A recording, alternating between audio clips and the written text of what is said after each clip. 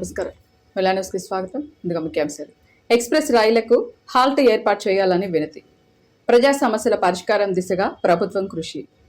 Vinukonda railway స్టేషన్లో express రైళ్లను నిలపాలని, ఏనుగుపాలెం రైల్వే గేట్ నెంబర్ 264 వద్ద ఓవర్ బ్రిడ్జి ఏర్పాటు చేయాలని స్థానిక నాయకులు south central railway chief general manager Sanjeev Kumar Srivastav వినతి పత్రాలను అందజేశారు.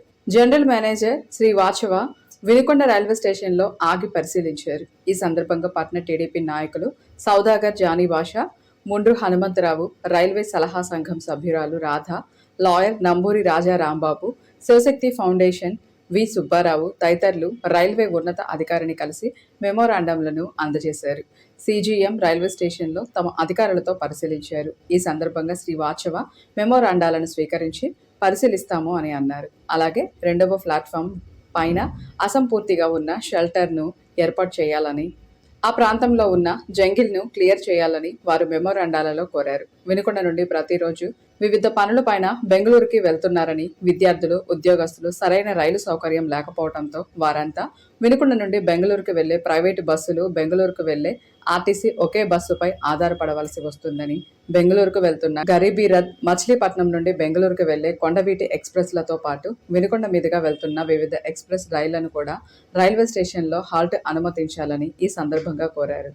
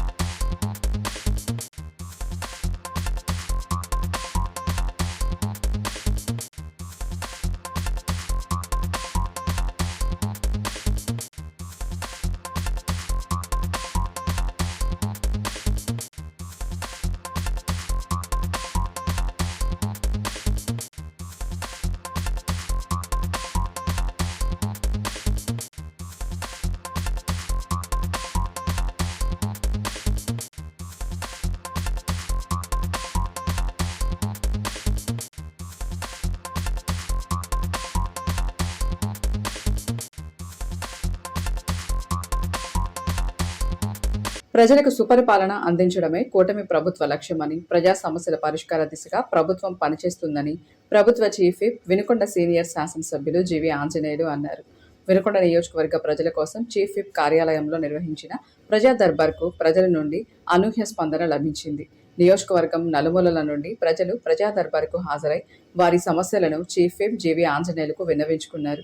ప్రతి ఒక్కరి సమస్యను అధికారులతో చర్చించి పరిష్కార మార్గం చూపుతానని చీఫ్ విప్ జీవి పేర్కొన్నారు. వినుకొండ పట్టణంతో పాటు గ్రామాల్లో పింఛన్లు, సైడ్ డ్రైన్లు, సీసీ రోడ్స్, భూ సమస్యలు తదితర మౌలిక సదుపాయాల కల్పనకు సంబంధించి వివిధ వర్గాల ప్రజలు విన్నవించారు. ఫిర్యాదులను పరిశీలించిన చీఫ్ విప్ జీవి ఆంజనేయులు సంబంధిత అధికారులతో మాట్లాడి సమస్యలను వెంటనే పరిష్కరించాలని ఆదేశించారు.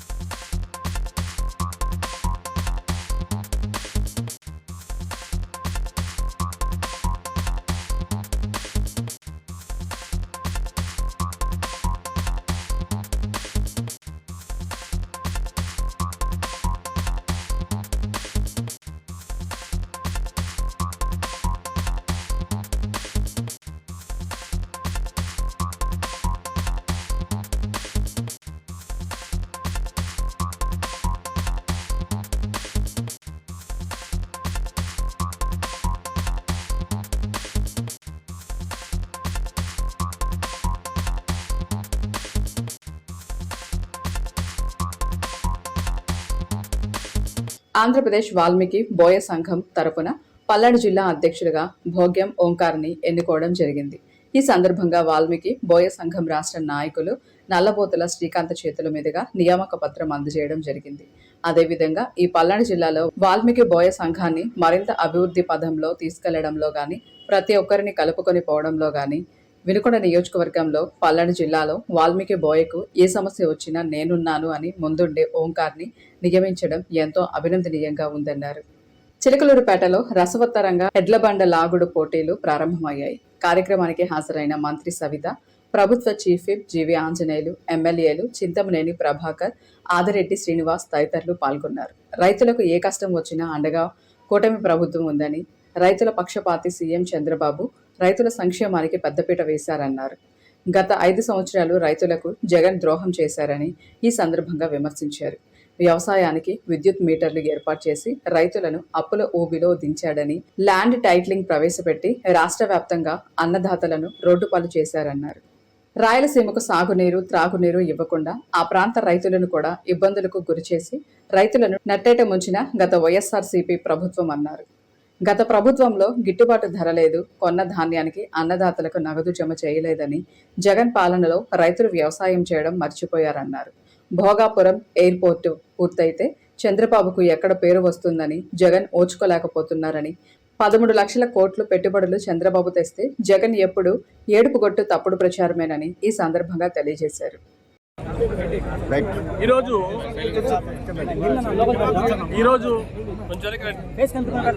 ఎన్టీ రామారావు గారి 30వ వర్ధంతి సందర్భంగా పత్తిపాడు పుల్లారావు గారి ఆధ్వర్యంలో చిలకలూరుపేటలో పెద్ద ఎత్తున రాష్ట్ర స్థాయి ఎడ్ల బల ప్రదర్శన జరగడం ఎంతో అభినందనీయం. ఒంగోలు జాతి ఎద్దులు చాలా చాలా జతలు ప్రతిరోజు రావడం పెద్ద విశేషం. వేలాది మంది రైతులు ప్రతిరోజు తరలి రావడం, ఈరోజు మన రైతులు సంస్కృతి సాంప్రదాయాలు ఉట్టిపడే విధంగా ఇక్కడ బ్రహ్మాండంగా ఆహ్లాదకరంగా పోటీలు జరుగుతూ ఉన్నాయి. ఆనాడు 2014 ముందు ఇలాంటి ఎడ్ల ప్రదర్శన రైతులు కోరుకునే ఈ వాతావరణం లేదు. అలాంటప్పుడు పత్తిపాటి పుల్లారావు గారు ఆ రోజు సీఎం చంద్రబాబు గారితో మాట్లాడి ఈ ఎడ్ల బల ప్రదర్శన కావాలా, గతంలో కాంగ్రెస్ ప్రభుత్వంలో ఆపేశారు, రైతులు నిరుత్సాహపడ్డారని చెప్పేసి మాట్లాడి చంద్రబాబు గారిని ఒప్పించి చంద్రబాబు గారి సహకారంతో మళ్ళీ రైతులందరూ కోరుకున్న విధంగా ఈ ఎడ్ల బల ప్రదర్శన మళ్ళీ ప్రారంభం అవడం ఎంతో సంతోషం. పుల్లారావు గారికి ప్రత్యేక ధన్యవాదాలు తెలియజేస్తున్నా. అలాగే చంద్రబాబు గారికి ప్రత్యేక నమస్కారాలు. ఈరోజు ఇలా చూస్తే కన్నుల విందుగా ఉంది.